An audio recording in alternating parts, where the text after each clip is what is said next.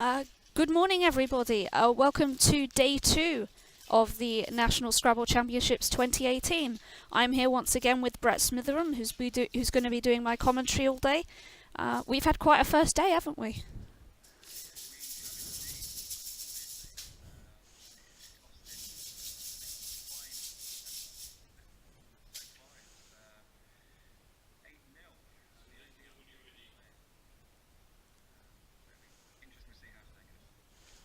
And has your opinion changed of who's going to win the tournament, or?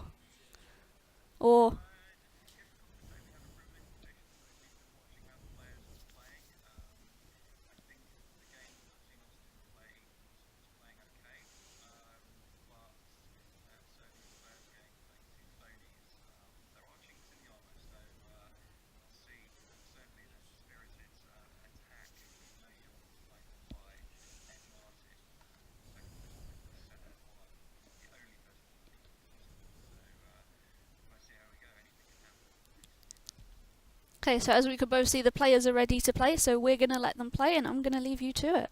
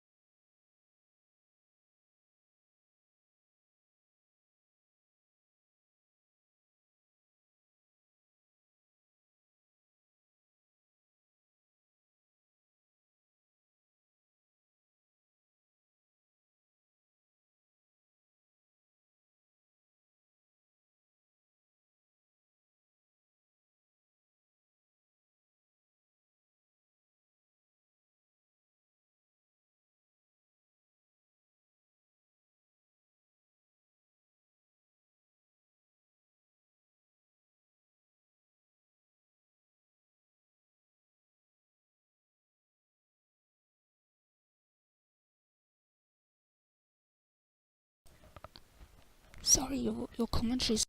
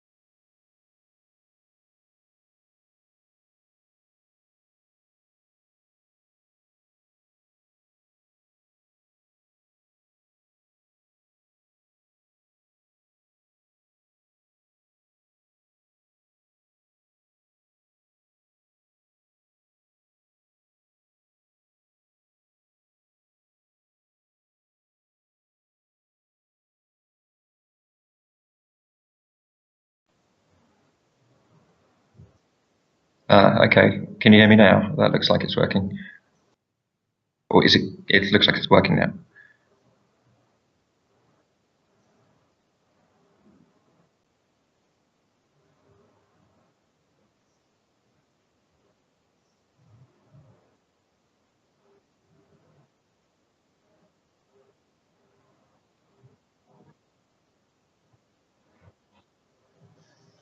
Boom, boom, boom, boom, boom. Yeah. Okay. Hello, ladies and gentlemen. You've tuned in a little bit late because I've been talking to emptiness for now. So let me go back. The time has come, Smitheram said, to talk of Scrabble things, of tactic and ractics and triple words, of 666 and springed. Welcome to day 2 of the 2018 National Scrabble Championship. We joined the game, at least in audio terms, after a few moves have been made. As you'll have seen, Elie playing a phony to start, missing haplytic, or indeed Chiliast as double-double and playing ethical. Austin being in a very tough situation, a tough decision to make with Louis EL. Simulation would suggest that Louis edged the decision, but as we know in reality, had he played Louis, that would have left Elie to have labiated. So probably worked out to the best for Austin to change in that case. Elie with an 84-point lead here. And Austin with one of those racks that almost makes things, needs an R for over toil.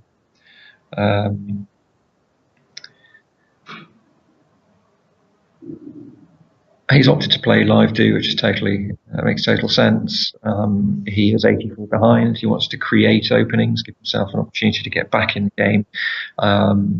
One of the negatives for Elie of having played ethical, of course, is that he's opened up the left-hand side of the board, whereas something like haplytic would have not only scored 98, but it would have restricted rather than opened. Elie has picked out a relatively horrendous rack. Obvious moves to sort it out would be something like Bevue, Bevue, through the V. B, BEE, not brilliant. He's leaving himself with a severe risk of irritable bowel syndrome. Options he should have probably considered over B if he didn't know Bevue, something like Bubale, Bubale, Bubales, and Bubalis. Don't ever get caught out by playing Bubali. And of course, the anagram of Bubal is Babel, just for your interest's sake, dear listener. Austin now sitting with Egotist. He will just be double checking to make sure that he's not missing a better position for it than Dangoor is putting it now, and he's not. So Austin right back into it.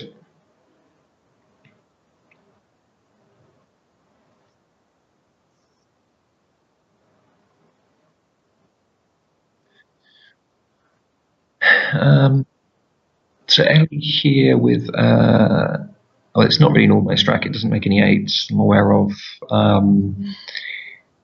It's flexible. I guess the question with this kind of rack is, do you take score?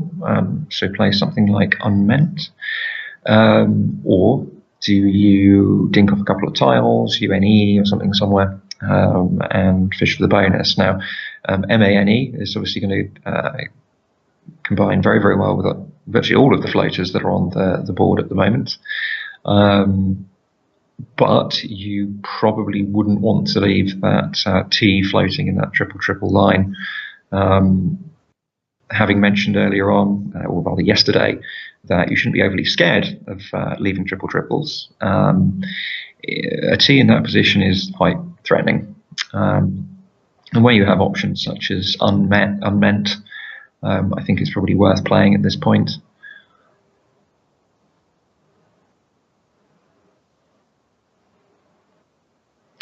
Elie opting to take score.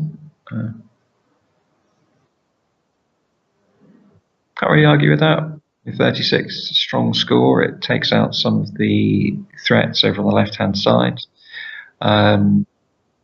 Doesn't really do anything to address the issue with the triple, but it's the highest scoring move.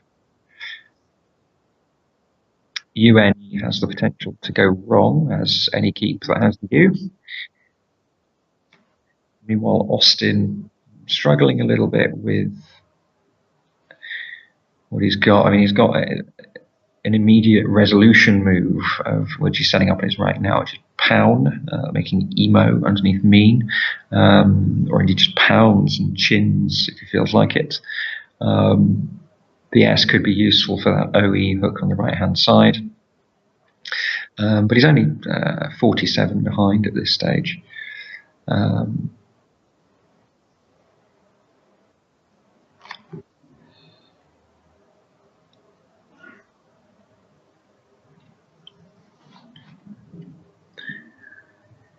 Elie, in the meantime, has drawn bonuses in two separate positions on the board. He has Sanguine in the bottom right-hand corner. He has Guanines in the top. Nothing through the T. Tonnages doesn't fit. And it's unlikely that Austin is going to frustrate either of those. I think he just has to press forward with scoring. I think the big question in his head is, do I play pound or pounds at this moment in time?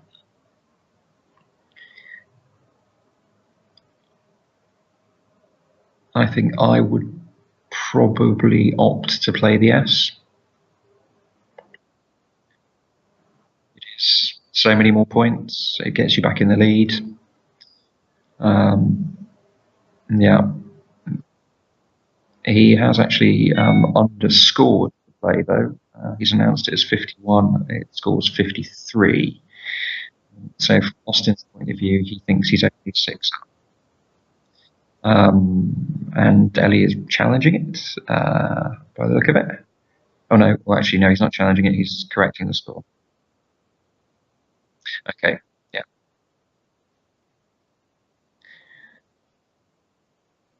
So Elie has very sportingly pointed out it's Austin underscored by 2.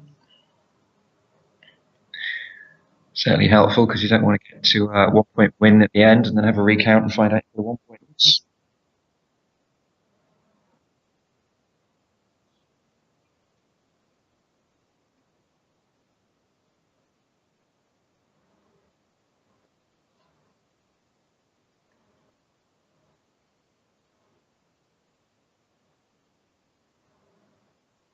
So Elie's playing Sanguine, yeah.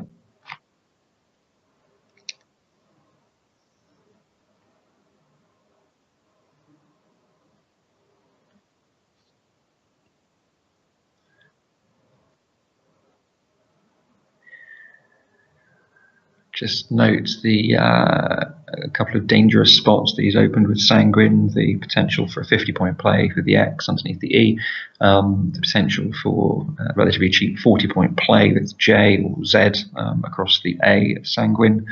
Austin has a fairly straightforward move here with Inflect. Scores heavily, leaves a position open at the bottom of that he may or may not need. I mean, Inflect scores heavily anyway, so he's only going to be 20 behind on Inflect. Other options include Finca, Finca, down onto the A of Sanguine for 39. But that scores 6 points fewer than Inflect.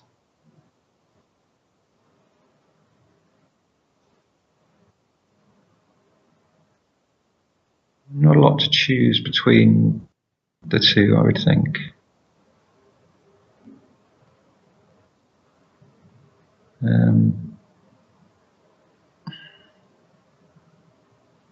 Of course, we know that Elie has picked out the Z, so he's going to get one of those cheap 40-point plays at the very least until we find something else.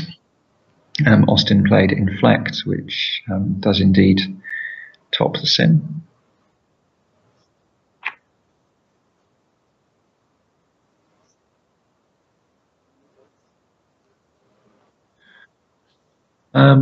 Elie might reflexively play the Z here, but he might want to hold it back and play off more tiles, so plays such as Dopey, making ES and Yar is worth considering for 39.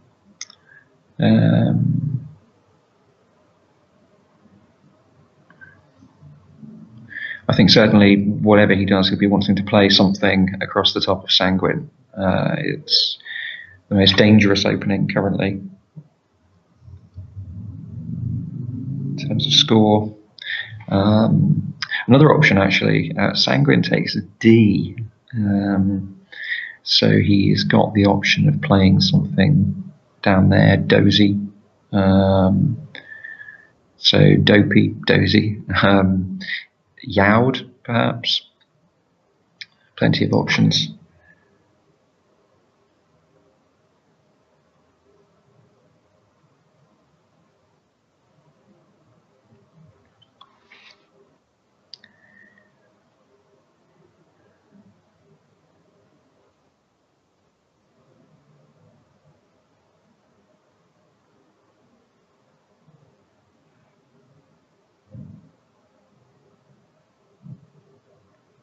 So currently Elie leading by a very slim margin, only 17 points.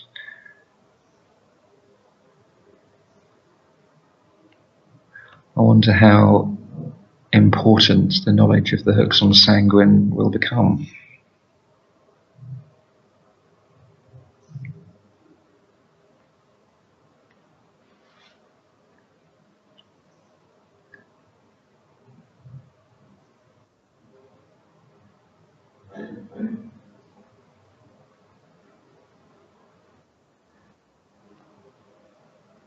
And credit to Elie here for not just jumping in and playing pause or yes or something. It's the obvious play. But when you have such a well-balanced rack, it's better to look at how you can also invest in the future.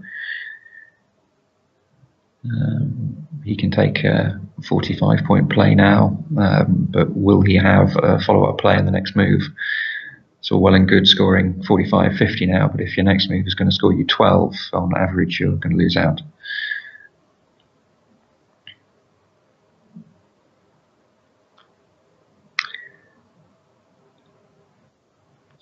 So, looking at the way he's arranged his tiles, he's put the E and the D, considering inflected.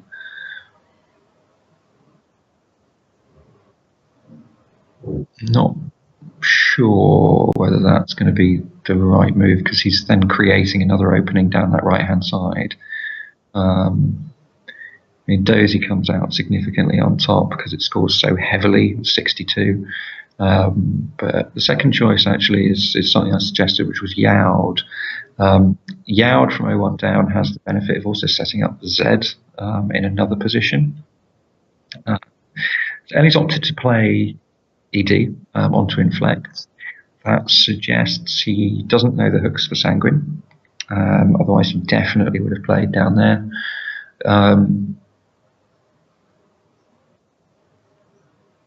Yeah, it does also create that flexibility in the bottom right-hand corner. But if you know you're going to pick the next blank, then it doesn't really matter. So back to Austin. He's got a rack that is very close to a lot of things, as has been the theme of this game so far. Needs an R for demurring or a P for impugned, neither of which are available. He will be thinking about how he can keep the board open, keep score ticking over. Something like Munga potentially would achieve that, M-U-N-G-A, down to the A of Sanguine. The benefit of that is it keeps the D for the hook on Sanguine, but the question then is, does Austin know Sanguine?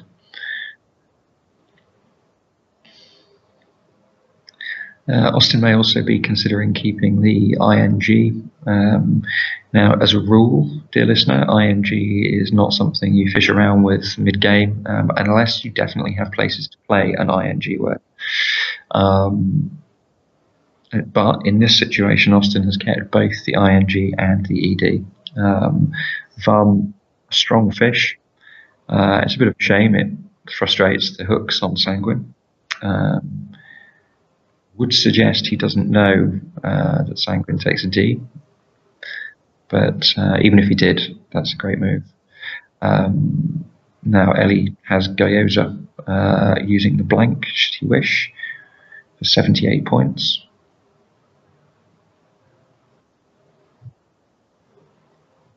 Or he can go back to his pause play.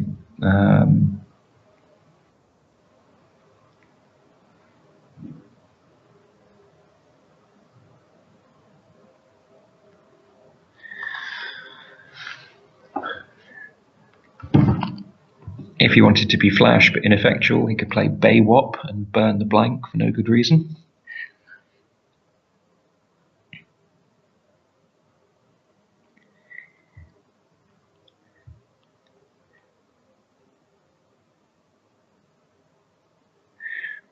I think here the choice should really be between defense or attack, as is the standard choice in many Scrabble consideration. Gyoza definitely is the attacking move for 78. Keeping PAW, which is some scoring guarantee for the next move. Pause, keeping way blank, is not going to be a bad move. Certainly it will frustrate significantly plays across Sanguine. Scores 47, so it is 31 points fewer, so it's a lot to turn down. Elie does have Gyoza actually set up on his rack, so he's opting to take the score. I think Austin likely to be doing much heavy sighing on the opposite side at the moment. He's definitely not having a run of this game. Simulation suggests actually that investing in the future and taking WAS or POS would have been the better play in that situation. You can't really argue with someone when you've got a 78-point play to take a 114-point lead.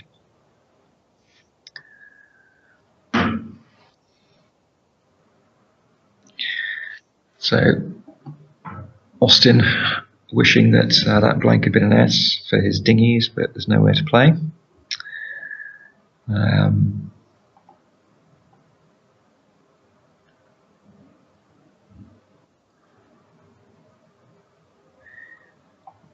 Ideally, he's going to be wanting to play off just a couple of tiles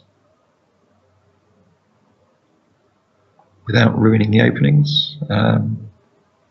If you're feeling particularly cavalier, something like HI and PI in the bottom left-hand corner, setting up the Gi front hook, but obviously also setting up for Ahi with the 2 Cs gone. So that would be ludicrous. Don't do that, Austin.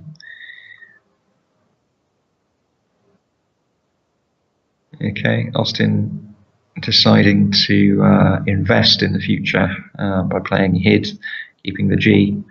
So EING, reasonable in this situation because he does have a place to play an ING ending bingo, bonus, whatever you want to call it.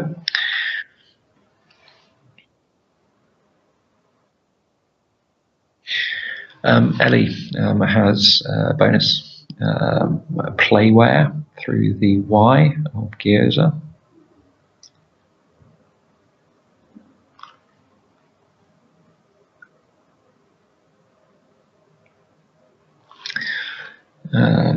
The only other 8 I can see potentially with that rack would be Warplane, but obviously there's no N. I think playware at this point would pretty much kill the game. Interesting. He has Platware, but he's spelling it W-A-R-E. The question is, do you go for a romper suit or a climbing frame? This is something that's plagued me for my entire life. Romper suit every time, though.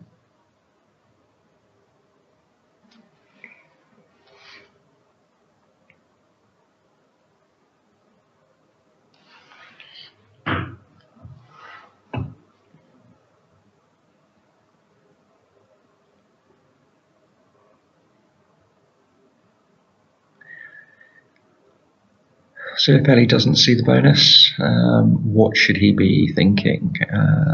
So currently the Virtually every sector of the board is open. He's playing wares. 36. Okay, wares, a heavy score. It's probably the second best score available without playing the bonus. Doesn't do a huge amount in terms of board control. In fact, it opens up that A floating as well now. Doesn't help Austin, because Austin doesn't have a 7, and there are no 8s with that rack either.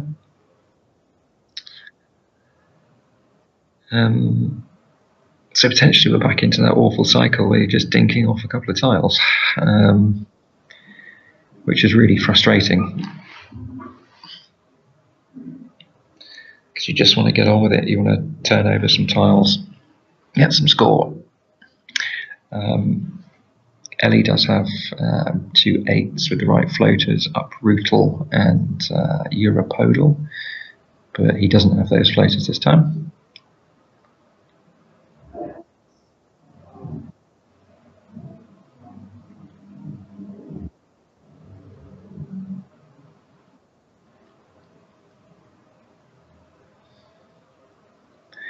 Austin might be considering, since he's already going down the route of playing for the Ing bonus, playing Carver through the A of wares.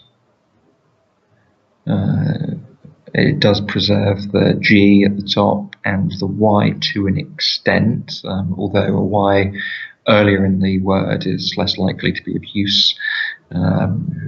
It also keeps that all-important D in the right-hand corner to combine with the I of inflected.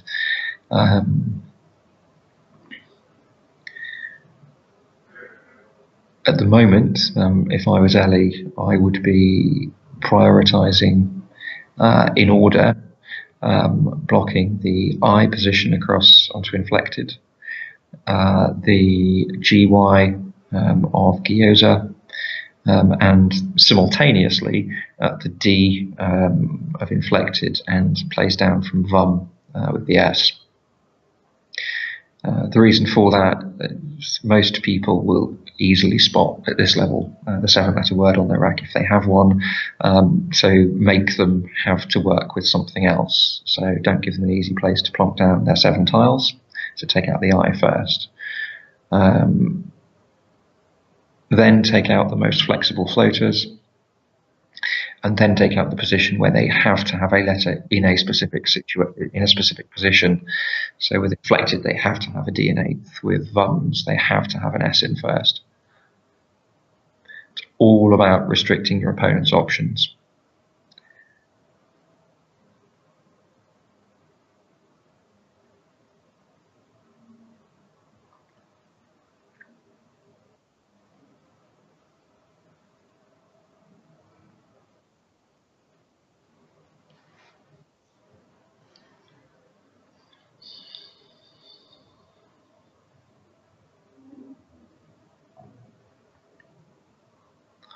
Austin will be looking at what's left. There are 5 R's unseen from his point of view. I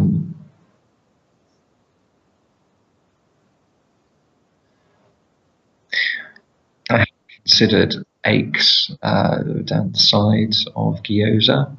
It's actually simming very well, probably because of the number of R's that are unseen and plays across from the G. Initially, I wasn't considering it particularly highly because nakes isn't a word, unfortunately. I was thinking about plays across onto the G, but something like aches gives a very good shot. You pick out one of the many R's plus an A or an I, having grieving across from the G next move. And of course, if you have grieving, then that also leaves you, if you've got the A, then it leaves you reaving across onto the I inflected, or if you have the I, it leaves you virgined down onto the D. So would have had lots of options there. As he's 108 behind, sorry, 102 behind.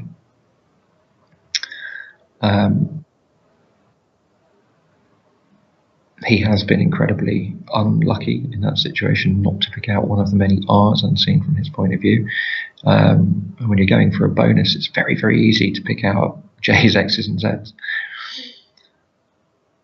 Now, on to Elie's rack. As I say, in this kind of situation, he's well in the lead. My thoughts would be I want to kill as much as I possibly can in that bottom left-hand corner to start off with.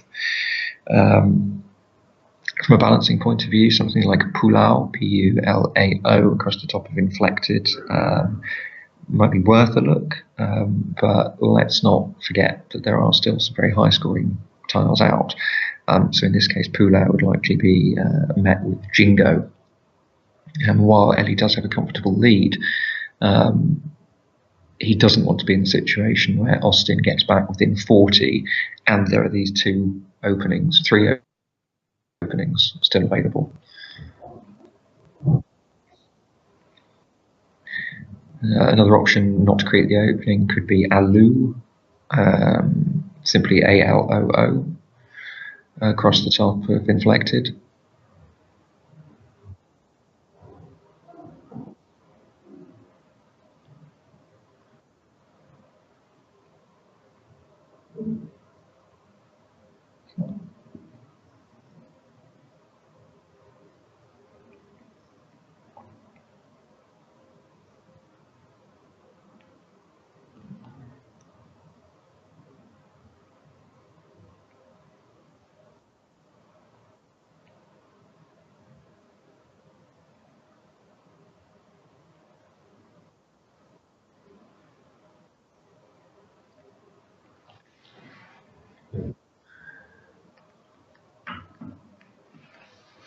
Quackle is liking Puka at the moment through the K to keep scoring.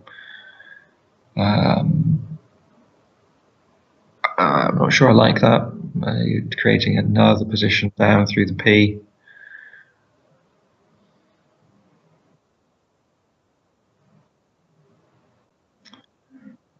Elie's opted to do well. He's opted to keep the score ticking over.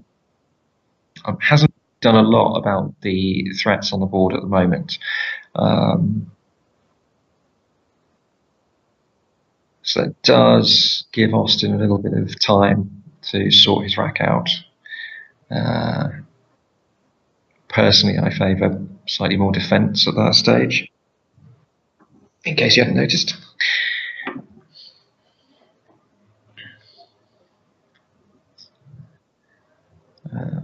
Another potential option actually with that rack would have been something like Poyou, P-O-Y-O-U, through the Y, if you really want to gum up that top part of the board. Austin then in a situation where he has J, O, and X to get rid of.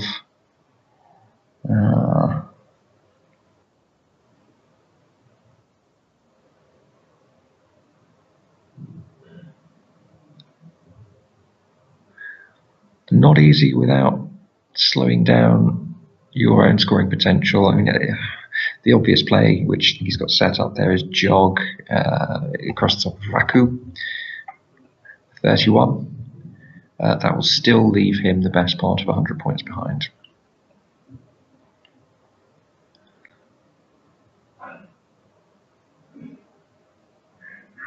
But he might not have much other choice at this point. That said, saying how far he is behind and not keeping bingo-y tiles, if you are 100 behind, then having EX as an opportunity to score a 100-point bonus probably isn't a bad thing. So yeah, Austin offloads what he really had to there, the JOG.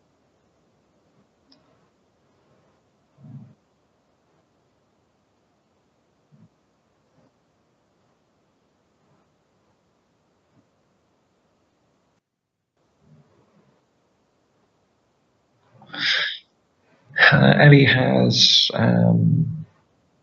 well, the rack is a little clunky, but as long as you keep a balance of vowels and consonants at this stage.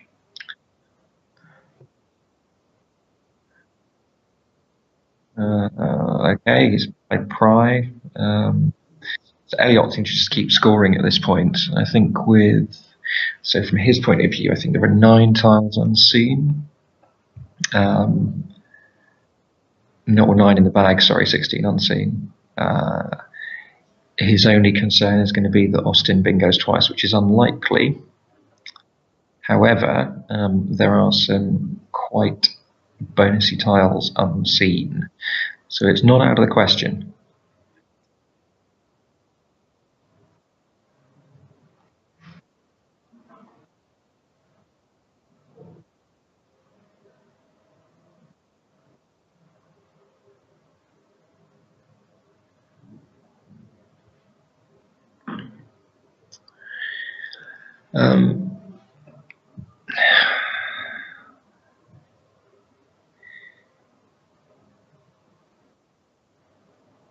Austin, bit of a challenging situation here in that what was a good opening with his ING with it inflected.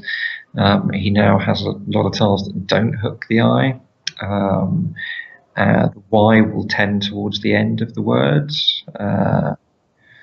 So IFY words will not be doing anything particularly along that line. He does have the S for VUMs.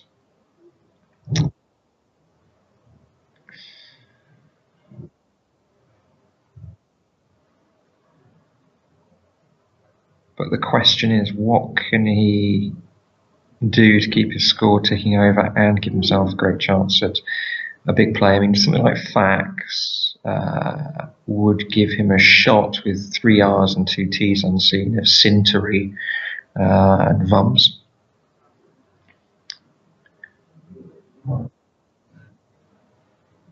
So Fax would put him 90 behind. Cintery would score 8, 14, 44, 48, 101.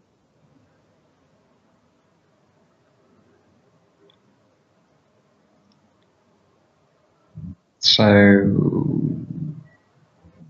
looking at this board, I think the best that Austin could hope for in a Fax Cintery situation is that he would be equal with Elie after the next 2 moves.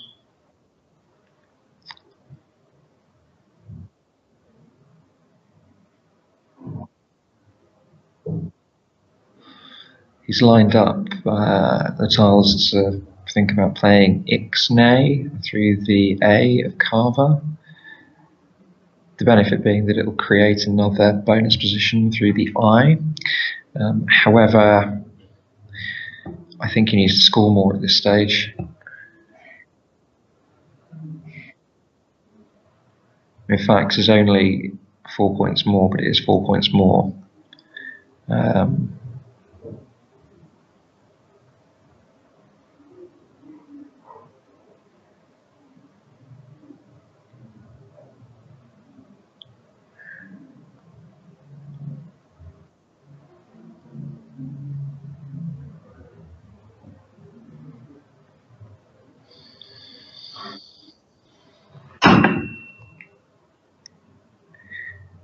Austin will be taking some solace in the fact that everything that he can see, well, actually, hold on. Austin will be taking some solace and then panicking about the fact that there are a lot of bonusy tiles out. Solace in that he has to bonus twice, panicking in that the openings which favour him also favour Elie at this point.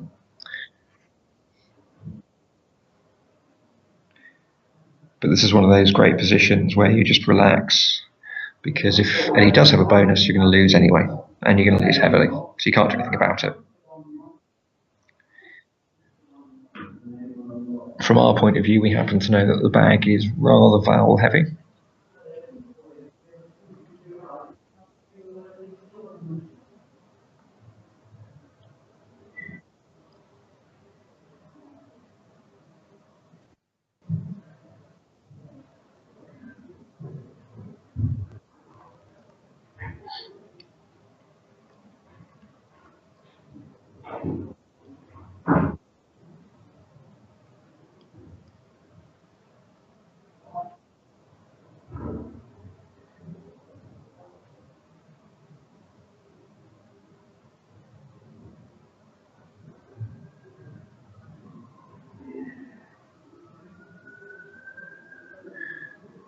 Just had a message from Miss Gladys Farquharson of Penge. Unfortunately, no, sexify is not a word. So we are going to have to stick with real words here. Ixnay has been played.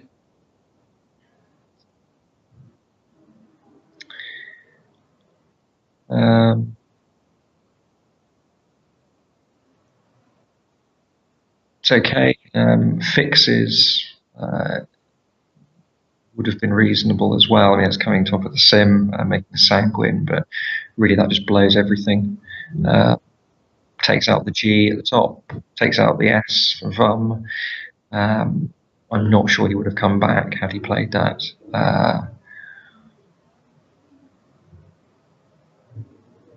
And Austin has picked out a bonus, so he does have Frisia or Aerifies, Fairies, all of which play onto Inflected.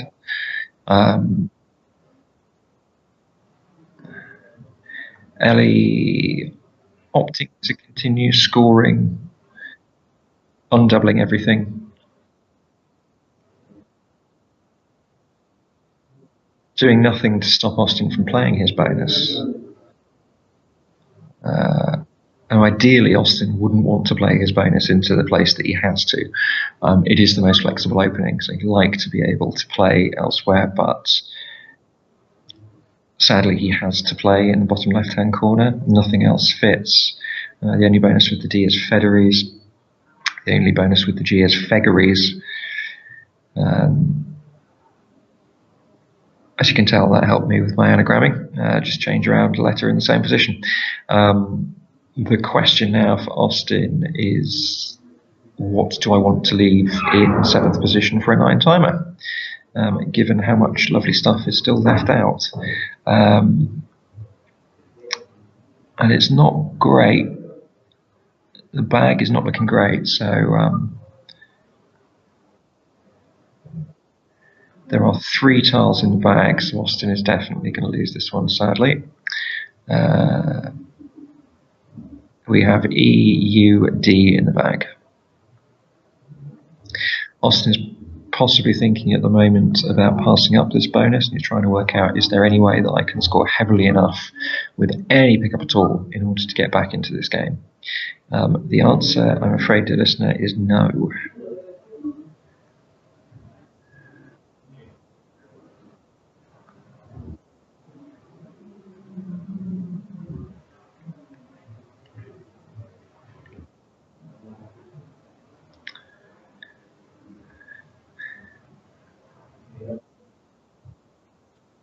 A championship player suggests that he does have a 1.82% chance of winning if he plays N13 Phi.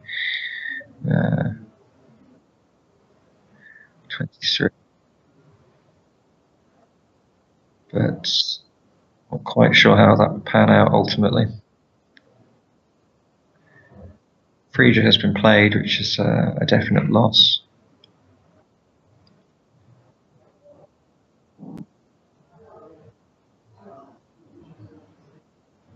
You can't really blame him in that kind of situation. I think we'd have to look in more detail at how Phi wins 1.82%.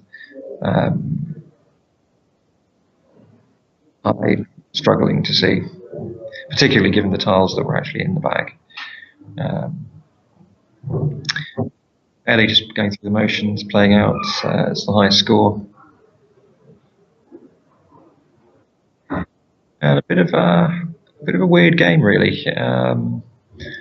Starting with a 5-letter phony, and suboptimal play with ethical. Elie has drawn the tiles in order to keep very heavily scoring, though. Probably Gyoza was the move which swung the balance more heavily in his favour. Austin easily spots the high scoring outplay to salvage some spread, but unfortunately this one wasn't to be. So first loss of the tournament. Still showing his thank you cover on top of his notes. I'm sure that will change shortly. And I think he's just wishing at this point that, like Arsenal, he was able to bring on some substitute letters at half time. This game probably hinged around knowledge of the hooks of Sanguine. Certainly Elie could have put the game away a little bit sooner had he played something like Yaud, which would have taken out the G opening at the top. Whether Austin should have played fixes and sanguines or not is another question. I think it blocked everything. So thank you everyone for listening to my drivel over this game. Next game will begin at 10:15 sharp, Brett Smitheram time, and I'm off to get a coffee.